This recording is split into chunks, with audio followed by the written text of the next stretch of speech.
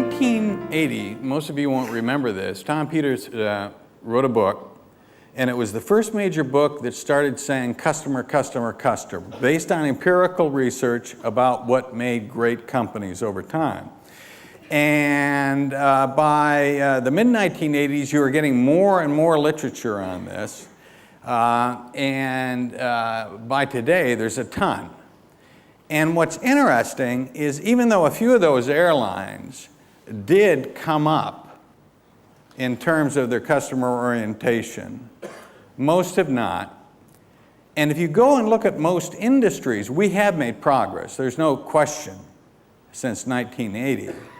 But as I travel around the world, it's amazing how many companies come to me and say, we need to change, and the CEO, just last week, one said to me, we've got to be more externally oriented on the customer. So for 26 years, we've had this blast of information about this, and we still have the problem.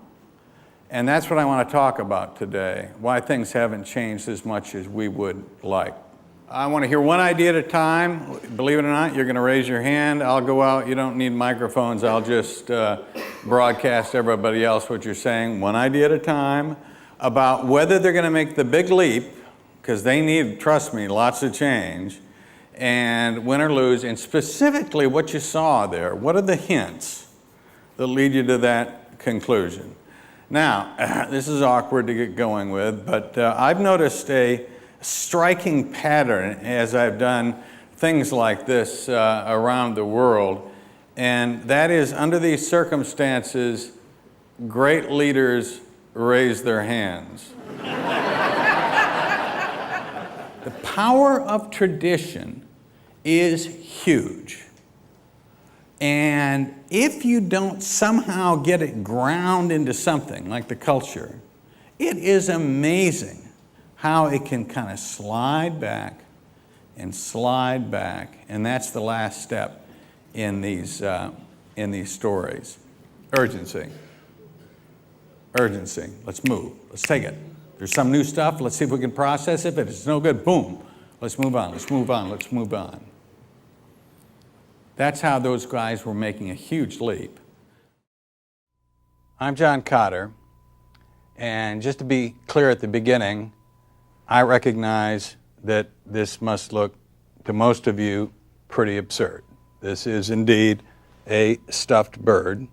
It's an emperor penguin, but it's...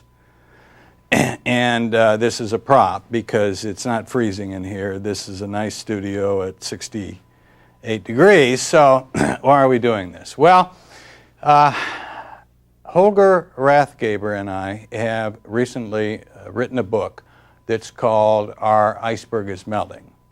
And the book is about a penguin colony in Antarctica, emperor penguins, like our friend here. And the book also is, in a sense, kind of silly, but the purpose of the book and the lessons of the book couldn't be more serious. The basic structure of the story is this. It's a fable, takes 45 minutes to read. There's this middle-level penguin in the colony who starts to notice that something's wrong. A very curious guy. There seems to be a piece of the iceberg they lived on and have lived on for generations over here that has disappeared.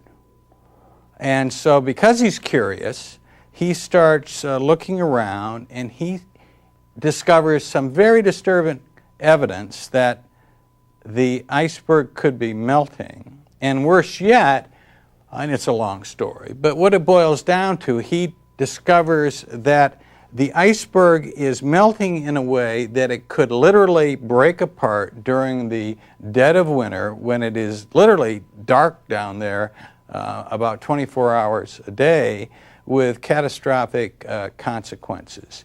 But he's not a boss. He can't order anybody. He has no credibility as a forecaster of the weather.